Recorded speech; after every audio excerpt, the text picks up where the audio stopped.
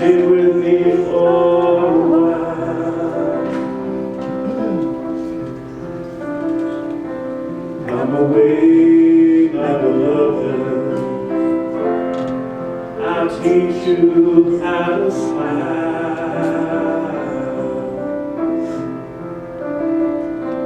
Come away, my beloved. I am always here.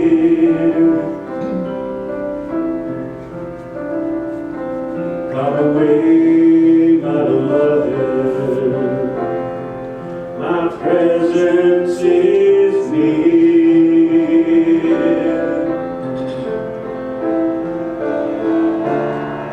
There's nothing I require of you. Nowhere to go, and nothing you must do. I just want to be with you.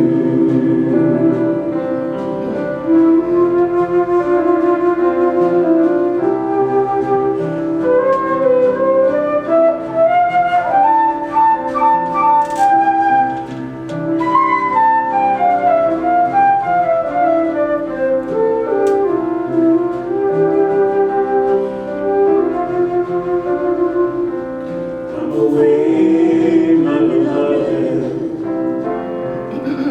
Let go of your fear. Come away, my beloved. Let your mind be clear.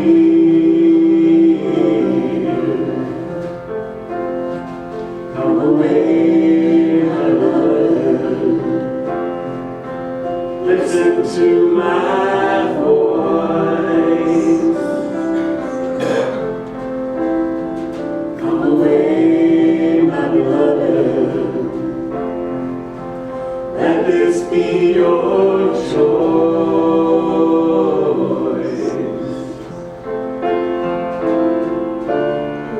There is nothing I require of you. Nowhere to go, and nothing you must do. I just want to be with you.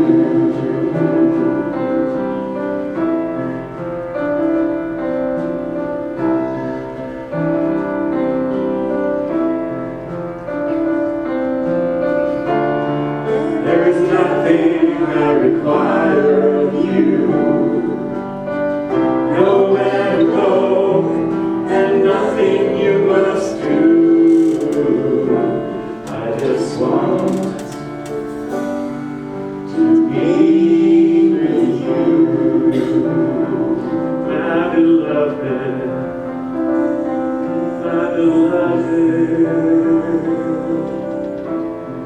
Oh, my beloved.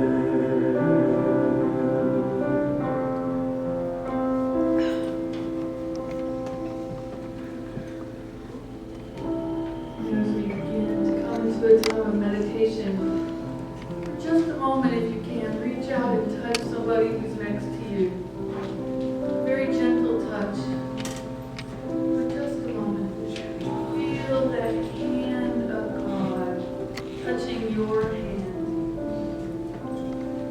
Feel the presence of God right next to you in human form, for that is what we are. Nothing required of us, simply to be that spiritual presence that we all are, to live our lives allowing God to flow through us, as us.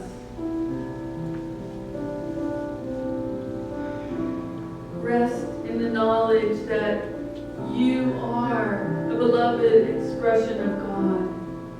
And gently and quietly, you can say it out loud, or you can say it within. I am a beloved expression of God.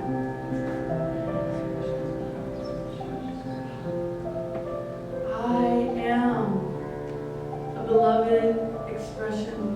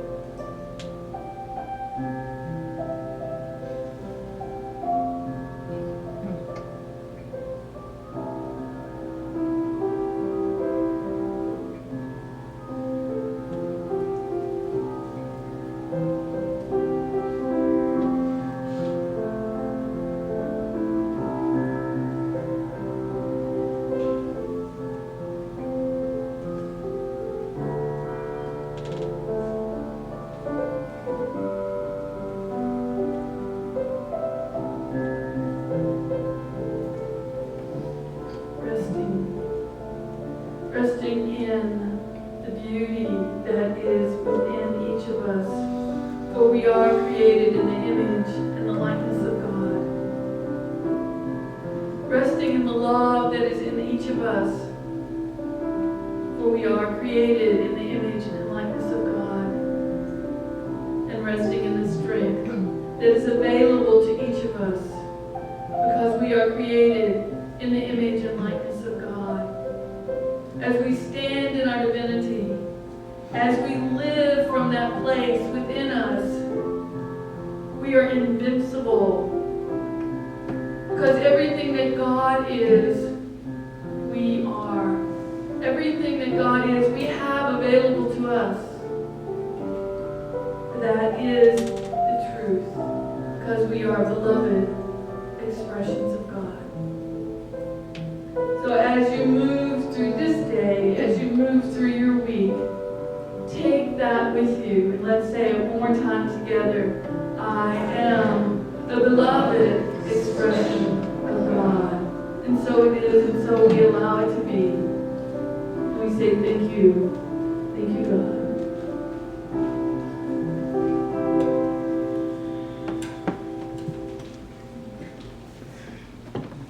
I am delighted to be here.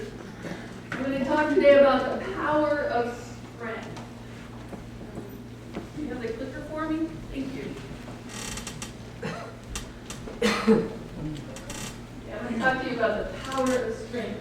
Your power of strength. Oops, I went the wrong way.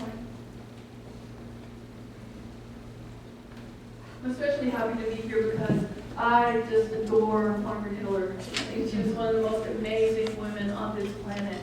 And you guys get to be with her every week. Yep. Yeah. What you are to her and her to you. So we're talking today about the power of strength. We're talking about the 12 powers. I know that you guys are doing a summer series on the 12 powers this summer. Last week, I know Margaret talked about faith, and today I want to talk about strength. So I'll underline strength for you here. When Charles Fillmore formulated the 12 powers, he recognized that each of us have within us nerve centers, he one time called them. Another time you'll hear faculties of mind. But they're centers through which energy flows. And these centers are faith, strength, which we'll talk about today, wisdom, love, mastery, imagination, understanding, will, order, zeal, release, and life. And when these 12 powers are working together, when the centers within our physical body are open, then we are in the flow. And how many of us like to be in the flow? Yes. That's the way I like to live my life. So when these powers are working together within our bodies, they create that energy flow that moves throughout our body. Charles Fillmore says it's rejuvenating. It's life-giving. It helps us to take our emotional experiences and to live in the circumstances that happen in our life and to face them fully, to open our hearts and to live sometimes not so easily, but other times very easily in our situation, particularly when we know who we are, when we know that we are created in the image and likeness of God, and when we are coming from that inner divinity which we all have. And when the powers are activated in our lives, we are easily able to come from that inner divinity. Now, each power center has a location in the body. And for strength, the location is right back here. We call it oftentimes our lower back. In the Bible, sometimes you see the word, they girded their loins. Well, what the Bible is referring to at that point is strength. Now, strength and faith are connected. There's a muscle called the, see if I can say this correctly, sacral facilis. Nope, that's it. I didn't say it right. That there's a very large muscle. Sacred. I can't. Sacral. Okay, I can't say it, but anyway, it's there. But it runs from right back here all the way up into the back of our head. So this is what connects strength and faith. The disciple that is connected with strength is Andrew. In Greek, the word Andrew means strength. And then the color is light green. So each of the disciples have a color and a faith, a color and a location. Now, I would like to share a little bit about a present day man who looks at strength, and his name is Sri Chinmoy. This is his picture right up here. Sri Chinmoy grew up in India for the most part. If you're very aware of Hindu tradition, Sri Chinmoy was part of Sri Aurobindo's ashram. He spent 20 years there learning spiritual principles, spiritual practices, meditation, as well as being athletic. So he liked to keep his body fit. And when he was a young man, he decided that he was going to come to the United States and begin a spiritual center. So he's considered a teacher, he's considered a guru. And so what he did was he came to New York. He came to Jamaica, Queens, New York, and he started the center. And he became very well known in New York. He began to do meditations at the United Nations for peace. So twice a week, Sri Chinmoy would come to the United Nations, and he would engage in meditations for peace. He began to develop more and more followers. And from his followers, he required, his students, he required that they get up at before 6 o'clock and meditate from 6 to 7. That was their requirement. The other thing he required from them is that they keep their bodies fit. So 2 miles a day of either walking or running was another requirement if you wanted to be one of his disciples. And then every Wednesday night in Jamaica, Queens, he would open his meditation up to what he called seekers. And people could come and meditate with him, and then they would take prasad. Prasad in the Hindu tradition means that you come before the teacher and you're able to have a moment of personal interaction, usually with eye contact with the teacher, and the teacher then gives you a gift. It's an apple, it's an orange, it's a pear, it's something. And that gift has been infused with the energy of the teacher. Now, when Sri Chinmoy was meditating one day, he said, when I was praying and meditating, that somebody within me, we would call that somebody God, as he would. You can call it an inner voice or a source of inspiration. That somebody within me asked me to start weightlifting. That's why I'm doing it. So at 54 years old, Sri Chinmoy began to lift weights because in meditation, he was asked to by his divine source, which we all know is that one presence and one power that we honor as God. Well, he began with a 40-pound dumbbell, and he was able to lift it. Within a month, he was lifting 80 pounds. And then he instituted a program in the United Nations. He was trying to not only honor peace, but he was beginning to honor oneness as well. And so he began to create platforms where he could actually weightlift other people. So he weightlifted Desmond Tutu. He weightlifted Nelson Mandela. Can you imagine going and standing on a platform and having this young, 54-year-old spiritual teacher say, I want to lift you up. I want to weightlift you.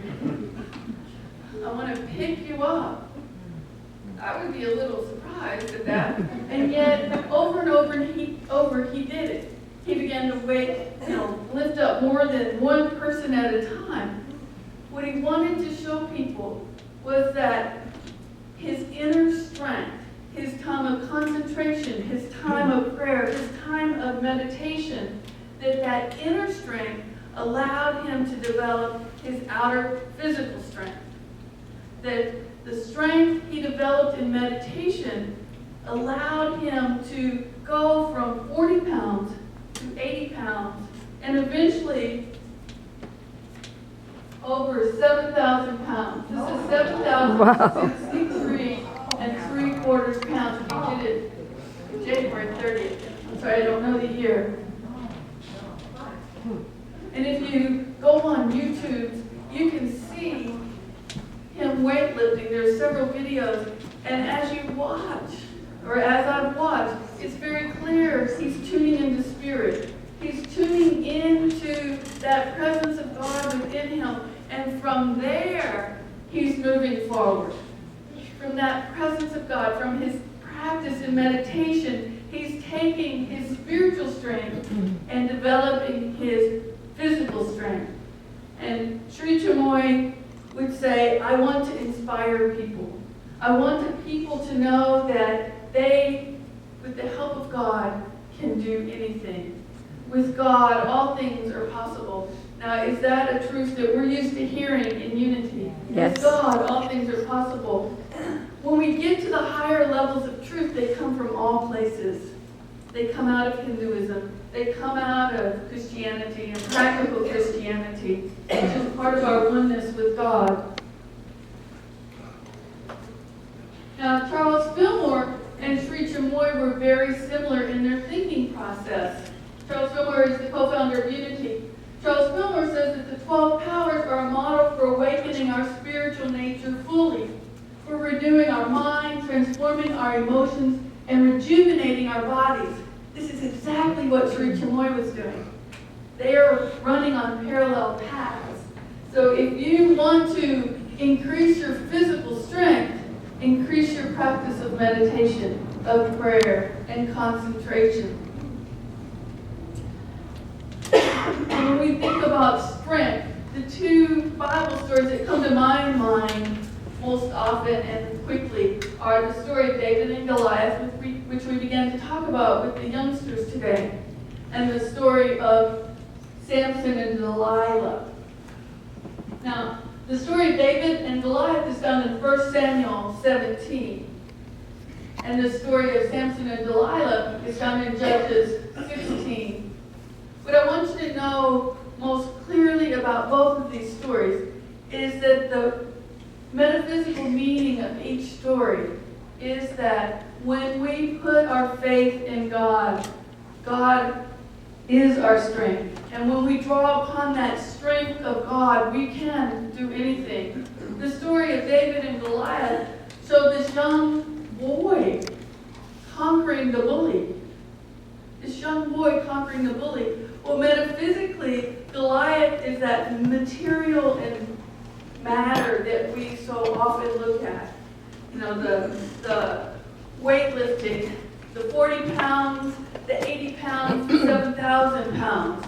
That's what Goliath represents metaphysically. But what David represents metaphysically is our divine love individualized in our own consciousness. So each of us metaphysically has a Goliath in us. Each of us metaphysically has a David within us. Which will we choose to focus on? Will we focus on the Goliath, or will we focus on the divine love that is our unique expression of God? That's another way to say that metaphysically. Each of us has divine love that we uniquely express. And we express it in the world, and when we express it in the world, we make a difference. We touch hearts, we touch lives. Our lives are different, and other people's lives are different.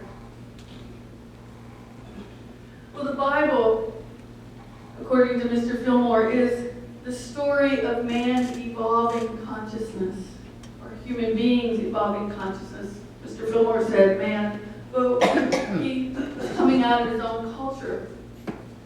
So human beings evolving consciousness. So this is where Samson and Delilah come in.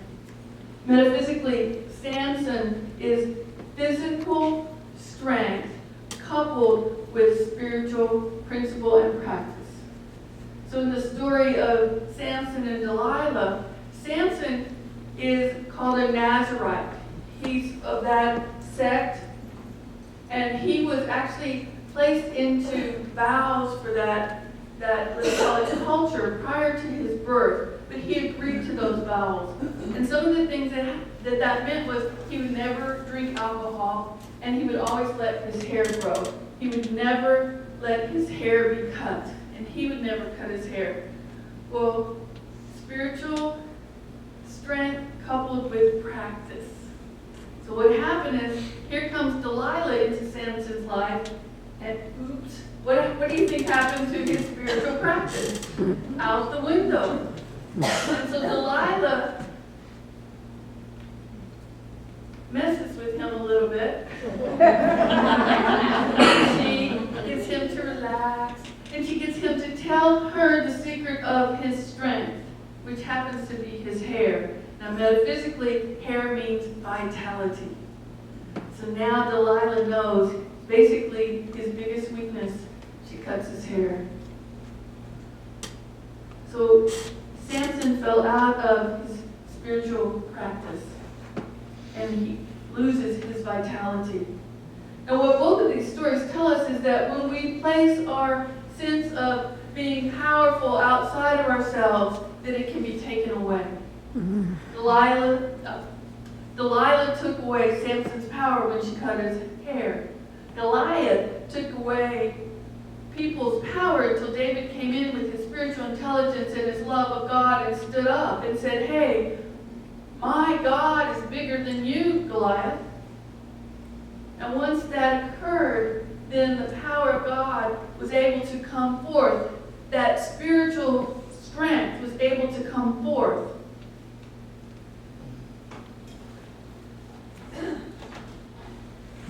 Charles Fillmore says, all strength originates in spirit.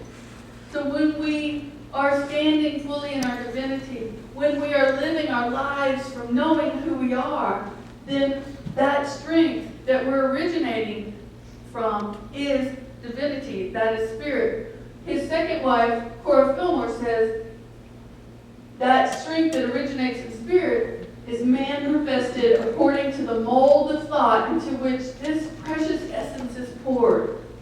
So what that means is we have to engage in our spiritual practice. That whatever that is for each of you, when we engage in that practice, when we live regularly in that spiritual practice, we are creating a mold or a container. So we can have a container or mold that's like thin like a straw, or bigger like a garden hose, or huge like a pipeline. What happens when we pray, what happens when we meditate, and we do it regularly, is we literally change the nerve system in our body and allow the divine energy, the spiritual energy to flow. And when we open up these 12 power centers, we are getting them in alignment so the energy flows smoothly and easily through us.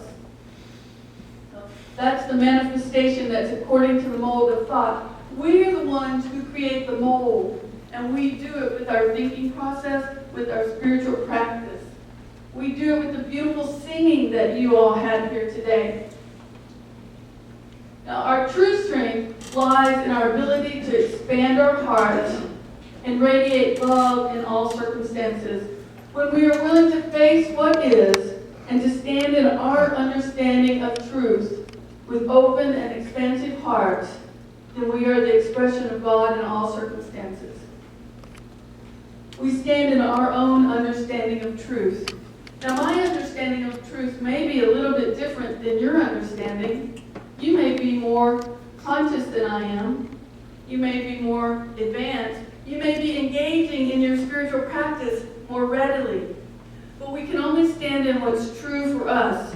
I cannot stand in anybody else's truth. I can't stand in any of your truths. I can only stand in my truth. But when I stand in my truth and I open in my heart, then I have become a pillar or a tower of strength for myself. And then when I open my heart in all circumstances, then I can bring the power of strength connected with the power of love and I can be present for what's happening. There are things that happen in the world. We all go through life and something happens. Some people call that God. Something happens. That's another name for God.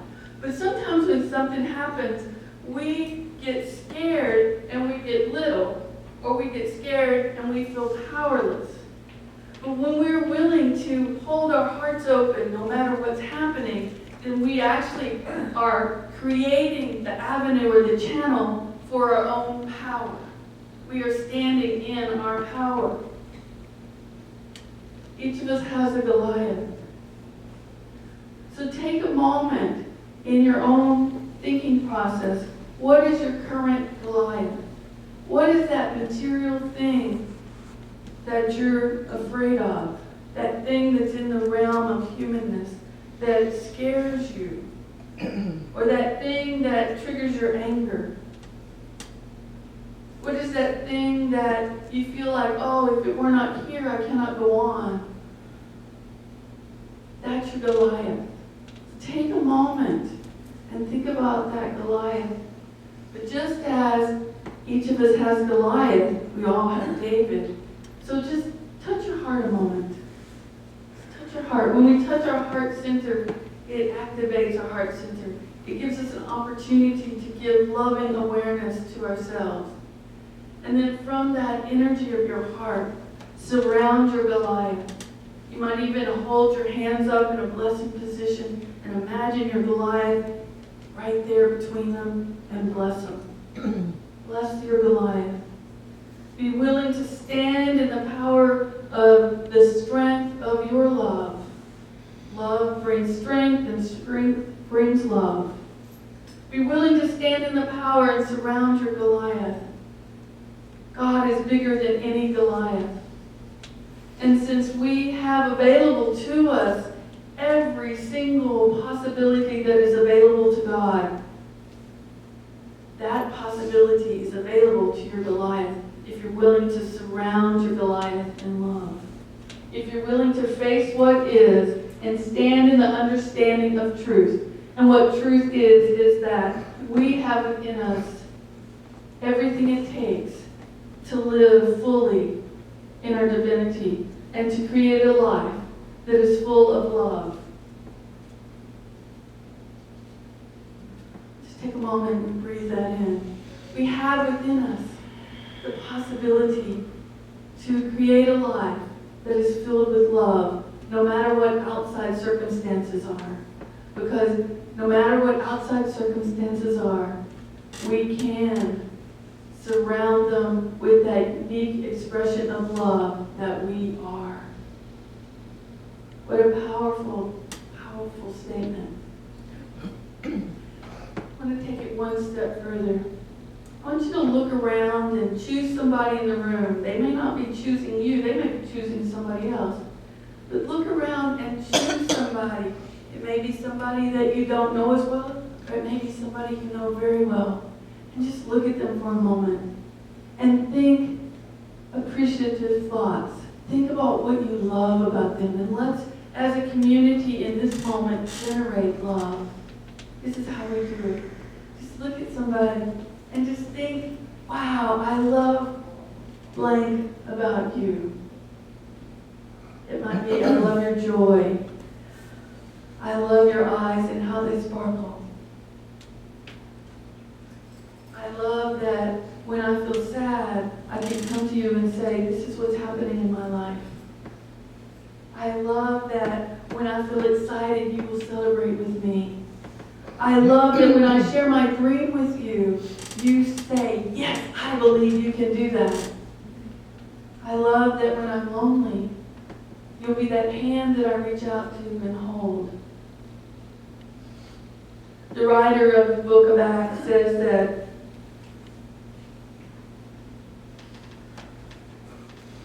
we live, we move, and we have our being in God.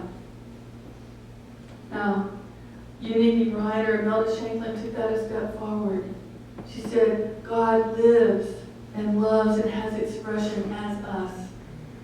So in every moment where we come across that something happened in our lives, we bring God into that situation. Now, God is already there in spirit, but we bring the human form, that touch that can reach out and make a difference in somebody's life. We can bring that lack of judgment that can be the comforting thought. We bring our heart, the heart that stands in human form, but is flowing spirit, when we are willing to stand in the strength of our divinity, in that image and likeness of God. That is how we, as beloved expressions of God, change the world. If you're willing, I'd like you to affirm this with me. My power of strength comes from the source of love, God. Together, My power of strength comes from the source of love, God. So breathe that in for a moment. Our power of strength comes from the source of love. Each of these 12 powers that lead to spiritual fulfillment are connected. When we have faith in the love of God, when we have faith in that one presence and one power that is active in the universe, that faith brings us strength, and the strength brings us to love. And then when we are love in any situation, we change the world. So together, one more time. My power of strength comes from the source of love, God. And so it is, and so we will allow it to be.